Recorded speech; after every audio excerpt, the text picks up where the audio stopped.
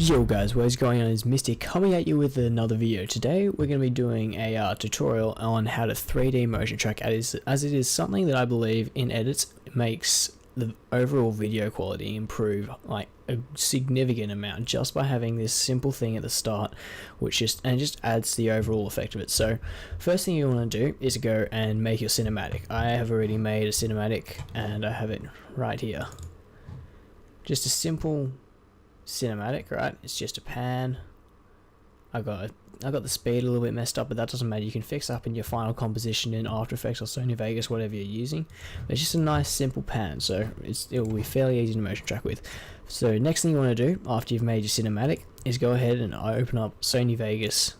It doesn't matter what version you have, because all you are doing, you don't even have to use Sony Vegas. You could use After Effects. You just need to render it out. Render your video out in an image sequence, a JPEG sequence, alright? So that is what we are going to do now once this loads up. Just wait for my computer to stop being a slow piece of shit. David Fong, licensed to YouTube. Alright, so we'll go File, New Composition. Should already have your composition settings set, and we'll just go ahead, find where we saved this, and we'll just drag it in. Now you're not going to need your sound file, so you can delete that. And properties, disable resample, make sure you always do that. Double click to highlight, file, render as. Now this is the important bit. Just wait for it to load up. My computer's been a bit funky today. So now what you're going to want to do is you're going to want to go down to image sequence, right? And you want to select JPEG. JPEG is the highest quality in my opinion and the best overall outcome. So I've got a favorited setting. There's no, like, I haven't customized this template at all. This is just straight up JPEG sequence. So then what you want to do is it's really important to do this, because if you don't, you'll have files everywhere. You want to go to where you want to output it to. So I'm going to put it in this folder, whoops, and then I'm going to add a new folder called mt2 for example, right? Whoops. Yeah, so now I'm in it. You want it title or whatever. I'm just going to leave it as untitled. Actually, change it to tutorial. Right, then you want to save it, because what happens when you render this, right, is when this renders out, if we go into here, it makes a whole, wait, this is the wrong file. Makes a whole bunch of images. So you would have on your, if you just save this on your desktop, you'd have like 600 just individual picture files, and I've done that a couple of times by accident. It's the biggest pain in the ass to clean up. Alright, so next thing you want to do is you're going to need a program called Boujou. Alright, this is what we're going to be using to do the actual motion tracking with. So there's plenty of tutorials out there on how to get it. It's quite an easy program to get. And so you're just going to be needing to open this up. I've got Boujou 5.0. I'm not sure if there's a more recent version, but it doesn't matter what version. It will still be quite similar unless you got a really outdated version. So this is what you're going to be faced with when you open it up. And most people get put off by this unuser-friendly interface, but it's not that complicated to use once you get to know how to use it. It's just the same steps over and over. So what you're going to do is click Import Sequence here, and then it automatically opens you up right here, like way away from where your files are. So go ahead and find where your JPEG sequence is. So click on the very first image, and that'll load up the entire image sequence. Now what you want to do is hit apply, and this is the bit people screw up all the time. I used to screw it up all the time myself, because now the video frame rate is still at 25 frames per second. So you want to change it up to 59.94, which is your composition's frame rate, unless it is 29.97, alright? Then you want to hit apply again, and make sure it says 59.94 there. If it goes back to 30, then you've done something wrong, and just repeat this step again, alright? So make sure that's up there. Sorry, my phone just buzzed. Oh, you don't really need to know that. Alright, so close that now. So now you have, oh wait. The main bit, which we actually buggered up, guys, is it doesn't matter that much, I guess. Like, we can get away with it. It just means you get a lot more clips rendered out, a lot more like time rendered out than you need. What I forgot to do is to cut this clip. So there is an easy way to do this rather than re-rendering the entire thing.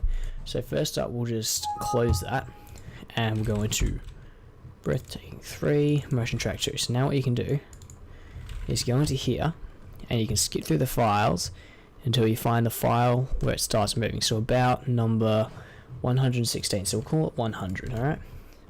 Go ahead and find file number 100, which is right there. We'll go 101, and just scroll all the way back and delete all of those, okay?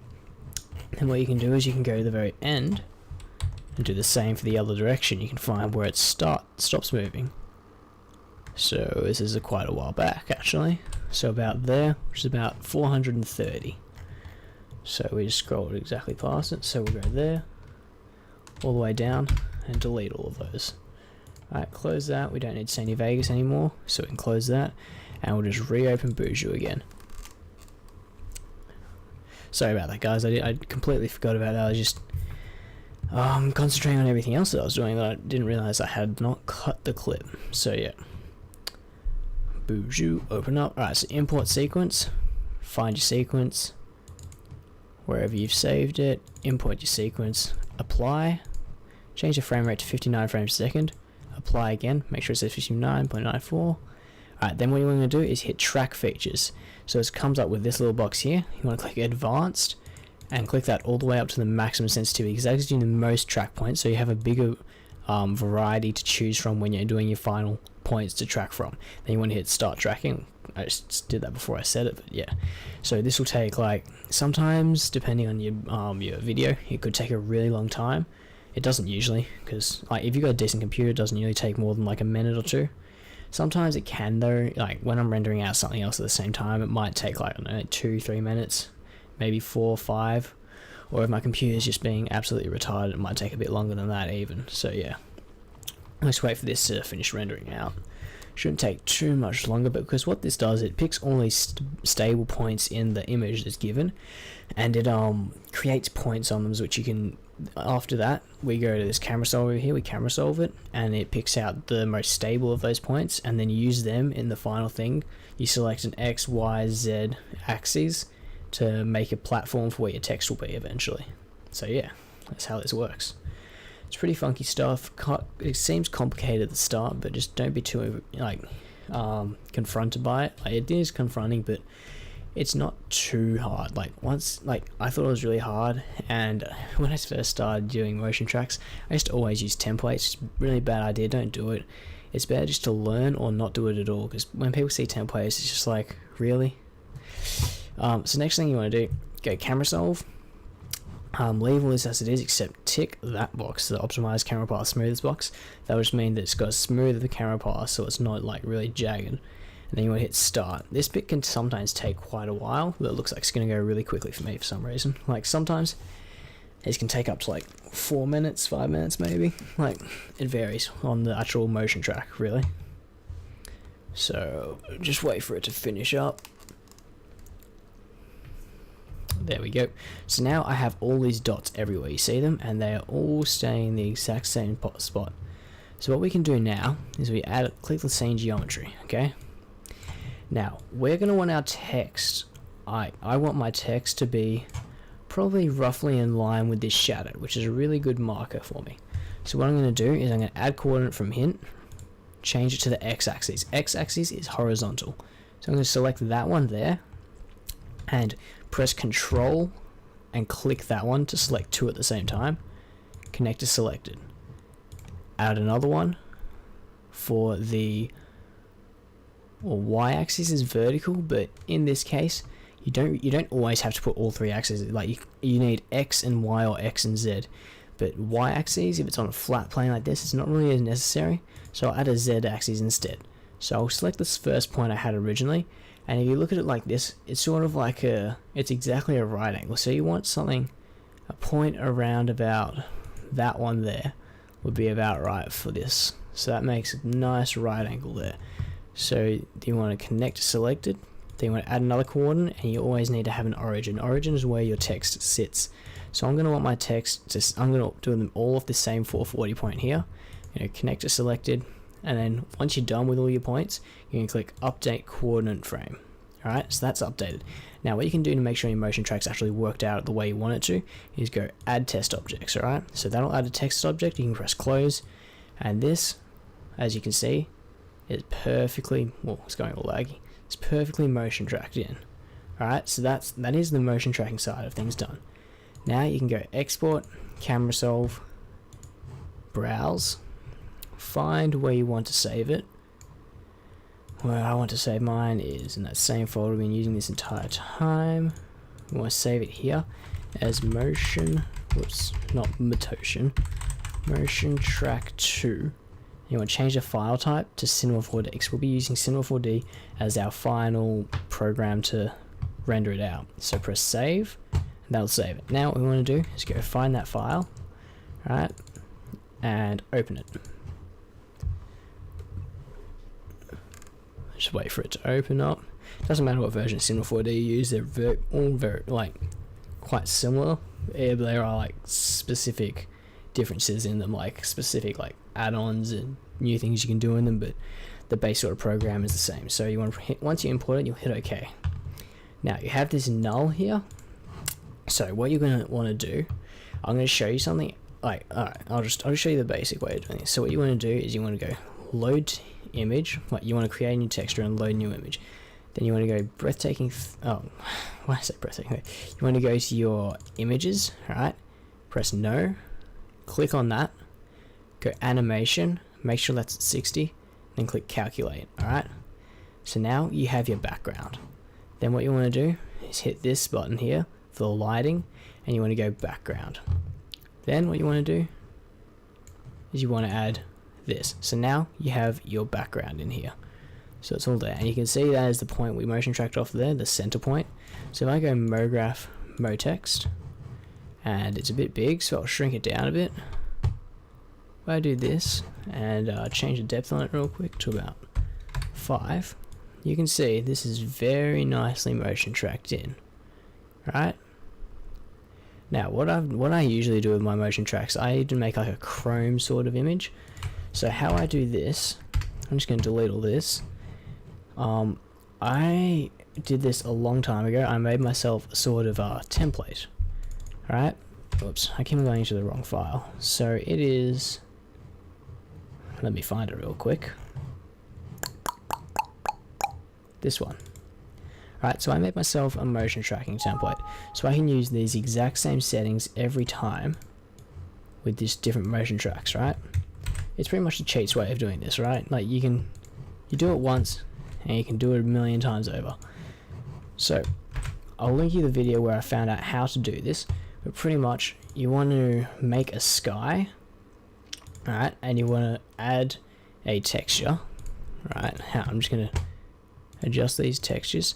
I'll link you the video to how I did this because I am not going to be very good at explaining it because it's been so long since I did it and I'm a lazy bastard and I can't actually remember how. I can sort of remember how I did it, but it would take me like half an hour to like explain it sort of. So let me just re-update these images real quick.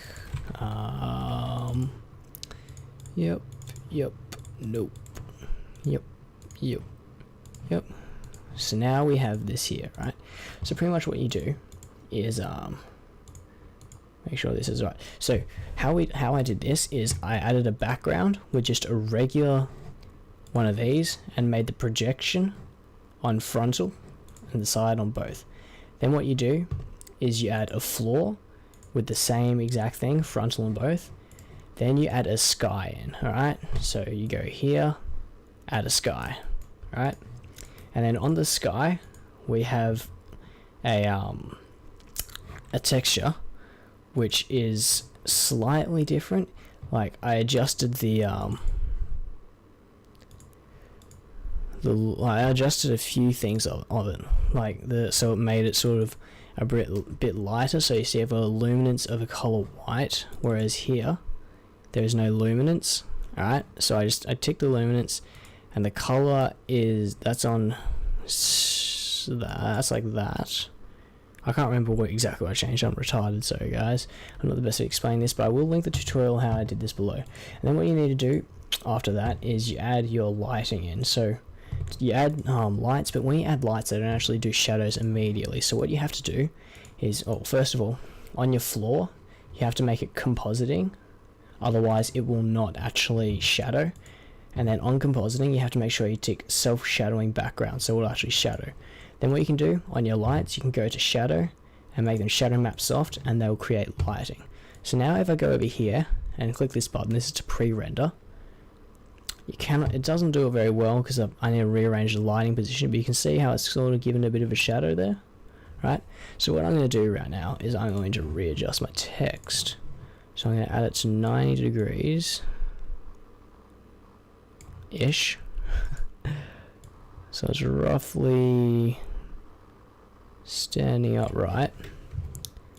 I'm going to change the depth of them a little bit. Whoops, if I can select them both. I'll change the depth to about 5. And then I'll select this one.